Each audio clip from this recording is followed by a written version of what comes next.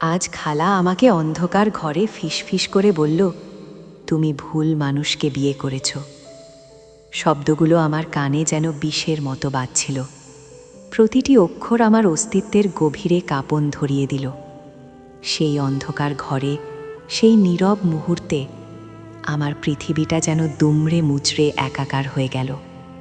আমি বুঝতে পারছিলাম না এই কথাটার অর্থ কী, কিন্তু আমার মন ততক্ষণে এক অজানিত আশঙ্কায় ডুবে যাচ্ছিল। আমার ভালোবাসার মানুষটা, আমার জীবন সঙ্গী, যার সাথে আমি সারাটা জীবন কাটানোর স্বপ্ন দেখেছিলাম, তাকে নিয়ে এমন একটা কথা আমার সব বিশ্বাসকে যেন চুরমার করে দিচ্ছিল। আসসালামু আলাইকুম, মায়া ব্লগসে আপনাদের সবাইকে স্বাগতম। আশা করি আপনারা সবাই ভালো আছেন। আজকের গল্পটি এমন এক ভালোবাসার গল্প, যা সত্য আর মিথ্যার দোলাচলে দুলতে দুলতে এক কঠিন বাস্তবতার মুখোমুখি হয়েছিল।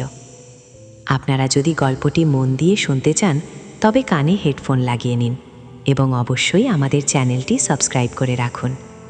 আজকের গল্পটি আপনাদের হৃদয় ছুঁয়ে যাবে, এটুকু ভরসা দিতে পারি। আমার নাম সাদিয়া, আর আমি যে মানুষটাকে মন উজাড় করে ভালোবেসেছিলাম সে হলো আরিফ। আমাদের গল্পটা শুরু হয়েছিল ঢাকা শহরের কোলাহলপূর্ণ এক বিশ্ববিদ্যালয়ের ক্যাম্পাসে। আরিফ ছিল আমার সিনিয়র, সুদর্শন, বুদ্ধিমান আর অসম্ভব ভালো মনের একজন মানুষ। প্রথম দেখাতেই আমি ওর প্রেমে পড়েছিলাম, যদিও তখন সেটা বুঝতে পারিনি। ও যখন ক্লাস শেষে করিডোর দিয়ে হেঁটে যেত, আমার চোখ আপনাতেই ওকে অনুসরণ করত। ওর এক ঝলক হাসি আমার সারা দিনের ক্লান্তি ভুলিয়ে দিত। ধীরে ধীরে আমাদের বন্ধুত্ব হলো। ক্যাম্পাসের ক্যান্টিনে একসাথে কফি খাওয়া, লাইব্রেরিতে পড়া নিয়ে আলোচনা করা, কিংবা শাহবাগের মোড়ে দাঁড়িয়ে ফুচকা খাওয়া, এই ছোট ছোট মুহূর্তগুলোই আমাদের ভালোবাসার ভিত্তি করে তুলেছিল। আরিফ শুধু দেখতেই সুন্দর ছিল না, ওর ব্যক্তিত্ব ছিল অসাধারণ। ও খুব শান্ত স্বভাবের ছিল, কিন্তু প্রয়োজনে দৃঢ় হতে জানত। মানুষের প্রতি ওর মমতা আর সংবেদনশীলতা আমাকে মুগ্ধ করত। ও যখন আমার হাত ধরে প্রথম ভালোবাসার কথা বলল, সেদিন মনে হয়েছিল পৃথিবীর সব সুখ আমার হাতের মুঠোয় চলে এসেছে। ঢাকা বিশ্ববিদ্যালয়ের সবুজ চত্বরে বসে আরি যখন আমার কানের কাছে ফিসফিস করে বলেছিল, সাদিয়া, আমি তোমাকে ভালোবাসি, সেদিন আমার মনে হয়েছিল যেন হাজারটা শিমুল ফুল একসাথে ফুটে উঠেছে। আমি ওর চোখে তাকিয়ে শুধু নীরব সম্মতি জানিয়েছিলাম, কারণ আমার মুখ দিয়ে তখন কোনো শব্দ বের হচ্ছিল না। আমাদের প্রেম ছিল স্বচ্ছ জলের মতো নির্মল, শরতের আকাশের মতো উদার। আমরা একে অপরের স্বপ্নগুলোকে নিজের করে নিয়েছিলাম। আরিফ স্বপ্ন দেখত একজন সফল স্থপতি হওয়ার, আর আমি স্বপ্ন দেখতাম ওর পাশে দাঁড়িয়ে ওর সব স্বপ্নকে সত্যি করার। আমাদের পরিবারের দিক থেকে কিছুটা বাধা এসেছিল। আরিফের পরিবার চেয়েছিল সে তাদের পছন্দ করা মেয়েকে বিয়ে করুক, কিন্তু আরিফ ছিল অনড়। ও বলেছিল, সাদিয়াকে ছাড়া আমার জীবন অসম্পূর্ণ। ওর এই দৃঢ়তা আমাকে আরও বেশি ওর প্রতি আকৃষ্ট করেছিল। দীর্ঘ 1 বছরের লড়াই আর বোঝাপড়ার পর আমাদের পরিবার রাজি হলো।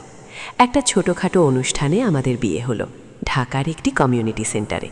খুব বেশি জাঁকজমক ছিল না, কিন্তু আমাদের ভালোবাসা আর আনন্দের কোনো কমতি ছিল না। বিয়ের দিন আরিফ আমার কপালে যখন প্রথম চুমু এঁকে দিয়েছিল, সেদিন মনে হয়েছিল এই পৃথিবীতে আমরাই সবচেয়ে সুখী দম্পতি। আমাদের ছোট্ট সংসার শুরু হলো ঢাকার একটি ফ্ল্যাটে। ফ্ল্যাটটা খুব বড় ছিল না, কিন্তু আরিফের ভালোবাসা আর আমার যত্নে সেটা যেন স্বর্গের টুকরো হয়ে উঠেছিল। প্রতিদিন সকালে ওর জন্য নাস্তা তৈরি করা, বিকেলে একসাথে চায়ের কাপে চুমুক দিতে দিতে দিনের গল্প করা, রাতে চাঁদের আলোয় বারান্দায় বসে ভবিষ্যতের স্বপ্ন দেখা, এই ছিল আমাদের দৈনন্দিন জীবন। আরিফ ওর কাজ নিয়ে খুব ব্যস্ত থাকত। ও একটা বড় কনসালটেন্সি ফার্মে আর্কিটেক্ট হিসেবে কাজ করত। প্রায়ই ওকে চট্টগ্রাম বা সিলেটে সাইট ভিজিটে যেতে হতো।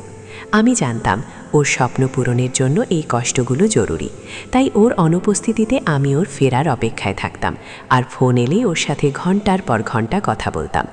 আমার কাছে আরিফ শুধু স্বামী ছিল না, ছিল আমার সবচেয়ে ভালো বন্ধু, আমার আস্থা আর আমার ভরসা।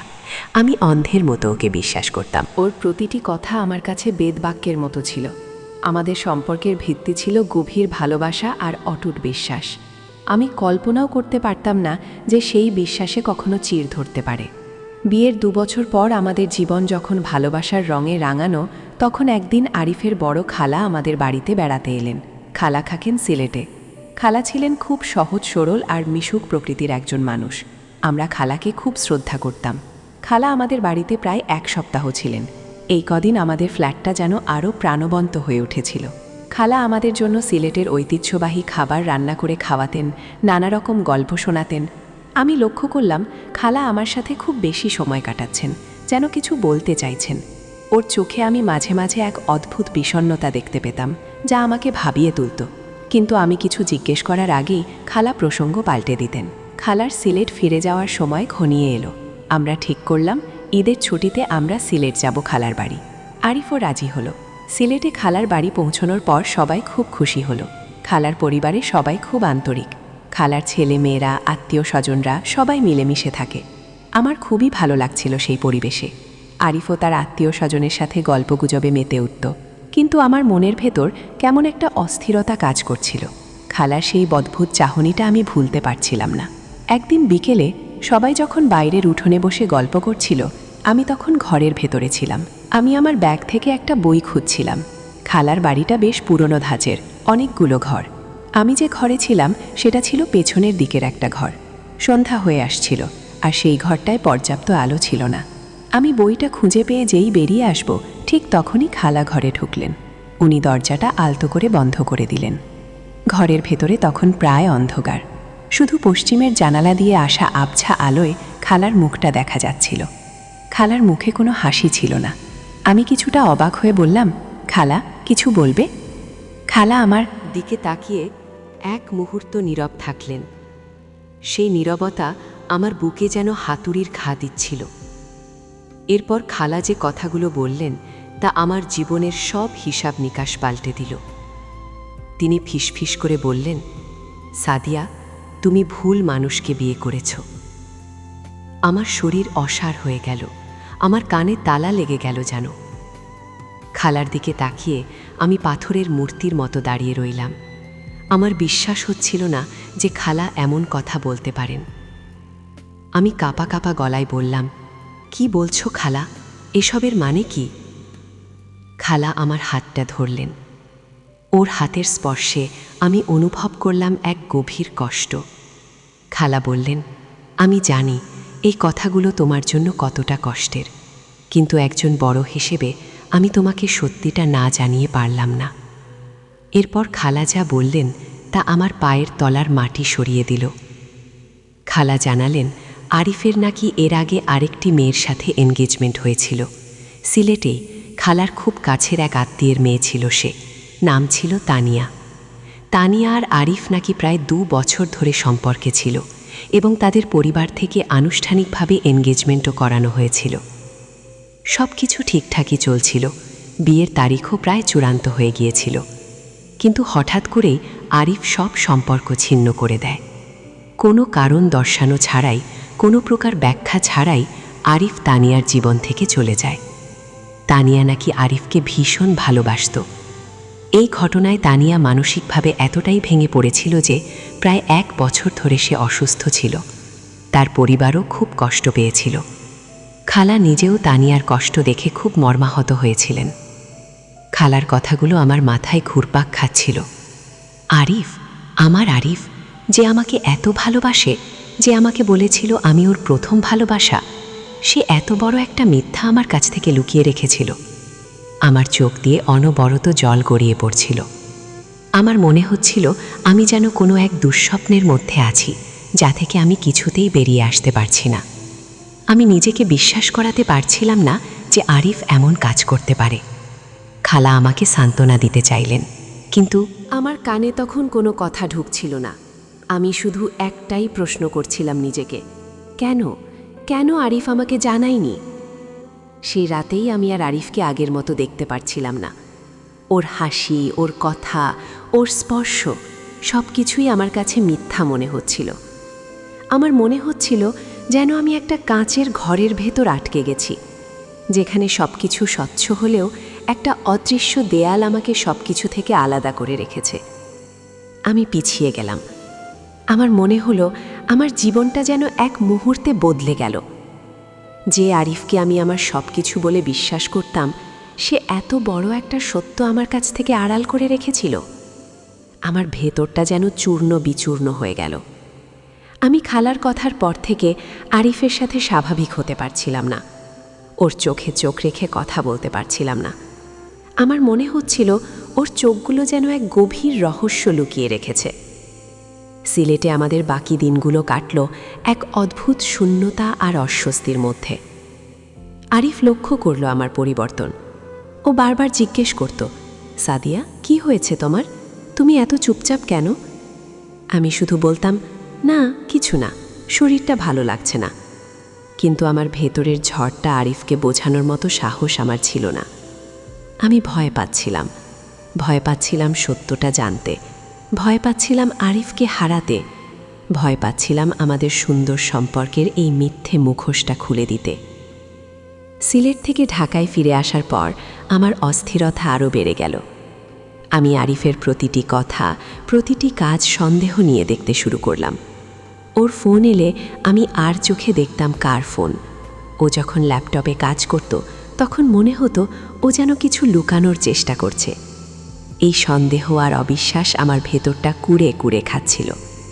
আমি জানতাম এভাবে চলতে পারে না, আমাকে আরিফের সাথে কথা বলতেই হবে।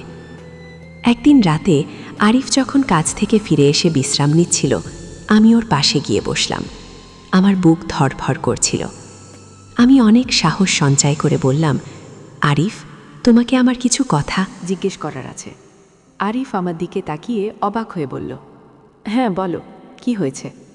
আমি গভীর শ্বাস নিয়ে বললাম, তোমার কি এর আগে কোনো মেয়ের সাথে এঙ্গেজমেন্ট হয়েছিল? আরিফ যেন আকাশ থেকে পড়ল। ওর মুখটা ফ্যাকাশে হয়ে গেল। ও কয়েক মুহূর্ত চুপ করে রইল, তারপর অন্যদিকে মুখ ফিরিয়ে নিল। ওর নীরবতা আমার সব সন্দেহকে সত্যি প্রমাণ করে দিল। আমার চোখ দিয়ে আবার জল গড়িয়ে পড়ল। আমি কাঁপা কাঁপা গলায় বললাম, কেন আরিফ, কেন আমাকে বলনি?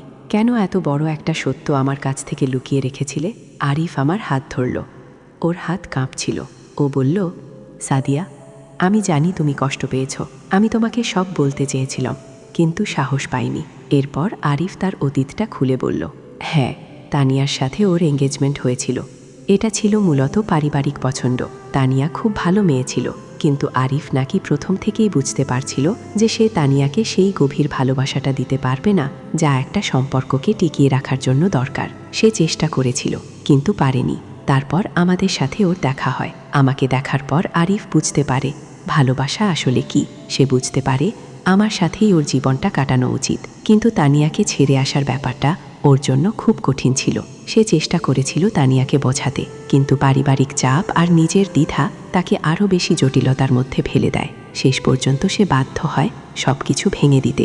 সে স্বীকার করল সে ব্যাপারটা ভালোভাবে সামলাতে পারেনি। তানিয়া খুব কষ্ট পেয়েছিল এবং এই ঘটনার জন্য সে আজও নিজেকে অপরাধী মনে করে।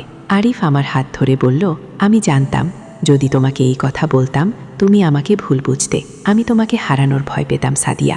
আমি তোমাকে এতটাই ভালোবাসি যে তোমাকে ছাড়া আমার জীবনটা অচল। আমি জানতাম না কিভাবে এই অতীতটা তোমার কাছে তুলে ধরব। আমার মনে হয়েছিল অতীতকে পেছনে ফেলে আমরা নতুন করে শুরু করতে পারি। আমি তোমাকে কখনো ঠকাতে চাইনি সাদিয়া। আমি শুধু চেয়েছিলাম তোমাকে আমার জীবনে। আরিফের কথাগুলো শুনে আমার মনটা আরও বেশি দ্বিধাগ্রস্ত হয়ে পড়ল। একদিকে ওর ভালোবাসা, ওর অনুতাপ, আর অন্যদিকে আমার ভেঙে যাওয়া বিশ্বাস। আমি ওকে খুব ভালোবাসি, এটা সত্যি, কিন্তু ওর এই লুকানো অতীতটা আমার বুকে একটা গভীর ক্ষত তৈরি করে দিয়েছিল। আমি জানতাম না কি করব। আমার মনে হচ্ছিল আমাদের এত সুন্দর সম্পর্কটা যেন একটা সুতার ওপর দাঁড়িয়ে আছে, যা যে কোনো মুহূর্তে ছিঁড়ে যেতে পারে। কয়েকটা দিন আমার কাটল চরম মানসিক যন্ত্রণার মধ্যে। আমি আরিফের সাথে কথা বলা বন্ধ করে দিলাম। ও বারবার ক্ষমা চাইতো, আমাকে বোঝানোর চেষ্টা করত, কিন্তু আমার মন মানতে পারছিল না। আমি বিছানায় শুয়ে শুয়ে ভাবতাম, সত্যিই কি আমি ভুল মানুষকে বিয়ে করেছি? আমার খালা কি ঠিকই বলেছিলেন আরিফ যদি একবার মিথ্যা বলতে পারে তবে সে ভবিষ্যতে আর মিথ্যা বলবে না, তার গ্যারেন্টি কি? আমার মনের ভেতর এই প্রশ্নগুলো ঘুরপাক খাচ্ছিল। একদিন আমি আমার মায়ের সাথে কথা বললাম। মাকে সব খুলে বললাম। মা আমার সব কথা শুনে কিছুক্ষণ চুপ করে থাকলেন। তারপর মা আমাকে বললেন, দেখ সাদিয়া, পৃথিবীতে কেউ নিখুঁত নয়। সবার জীবনেই কিছু না কিছু ভুল থাকে, কিছু না কিছু অতীত থাকে। আরিফ যা করেছে সেটা হয়তো ভুল ছিল, কিন্তু ও যে তোমাকে ভালোবাসে সেটা তো মিথ্যা নয়। মানুষ ভুল করে শেখে। ও যদি সত্যিই অনুতপ্ত হয় আর তোমাকে ভালোবাসে, তবে ওকে একটা সুযোগ দেওয়া যায় না? মায়ের কথাগুলো আমার মনের ভেতর একটা নতুন আলো দেখালো। আমি গভীর রাত পর্যন্ত ভাবলাম। আরিফের সাথে কাটানো প্রতিটি মুহূর্ত আমার চোখের সামনে ভেসে উঠল। ওর ভালোবাসা, ওর যত্ন, ওর আমার প্রতি বিশ্বাস, সব কিছুই কি মিথ্যা ছিল? আমি বুঝতে পারলাম না। আরিফের ভালোবাসাটা সত্য ছিল। হয়তো সে একটা ভুল করেছিল, কিন্তু সে আমাকে কখনোই ঠকাতে চায়নি। সে শুধু ভয় পেয়েছিল আমাকে হারানোর। পরের দিন সকালে আমি আরিফের পাশে গিয়ে বসলাম। ও তখনও ঘুমাচ্ছিল। আমি ওর কপালে হাত রাখলাম। ওর মুখের দিকে তাকিয়ে আমার মনে হলো এই মানুষটা ছাড়া আমার জীবনটা অসম্পূর্ণ। আমি মনে মনে সিদ্ধান্ত নিলাম আমি ওকে ক্ষমা করব। ভালোবাসার জন্য একটা সুযোগ তো দেওয়াই যায়। আরিফ ঘুম থেকে উঠে আমাকে পাশে দেখে অবাক হলো। আমি ওর হাতটা ধরলাম, বললাম, আরিফ, আমি তোমাকে ক্ষমা করতে রাজি, কিন্তু একটা শর্ত আছে। আরিফ উৎসুক চোখে আমার দিকে তাকালো। আমি বললাম, আমাদের সম্পর্কের ভিত্তি হবে এখন থেকে 100% সততা, কোনো লুকোচুরি নয়। যা সত্য তা আমি শুনতে রাজি, যতই কঠিন হোক না কেন। আরিফ আমার হাতটা শক্ত করে ধরল। ওর চোখে আমি কৃতজ্ঞতা আর ভালোবাসার মিশ্রণ দেখতে পেলাম। ও বলল, আমি কথা দিচ্ছি সাদিয়া, আর কখনো তোমার কাছ থেকে কিছু লুকাবো না। আমি জানি এই ক্ষতটা হয়তো সহজে সারবে না, কিন্তু আমি সারা জীবন ধরে তোরাকে ভালোবাসার মাধ্যমে এই ক্ষতটা সারিয়ে তোলার চেষ্টা করব। আমাদের সম্পর্কটা সেদিন থেকে নতুন করে যাত্রা শুরু করল। ভালোবাসার সাথে যোগ হলো এক নতুন বোঝাপড়া, এক নতুন সততার অঙ্গীকার। আমি খালার কাছেও গিয়েছিলাম। খালাকে আমি বোঝানোর চেষ্টা করেছিলাম যে আরিফ হয়তো ভুল করেছে, কিন্তু ওর ভালোবাসায় কোনো খাদ নেই। খালা আমার কথা শুনেছিলেন এবং ইনি আমাকে বলেছিলেন, আমি শুধু তোমার ভালো চেয়েছিলাম সাদিয়া। আমি জানি খালা তার জায়গা থেকে ঠিকই ছিলেন। আজও আমি মাঝে মাঝে ভাবি সেদিন খালার বলা কথাগুলো আমার জন্য ভুল ছিল নাকি সঠিক ছিল।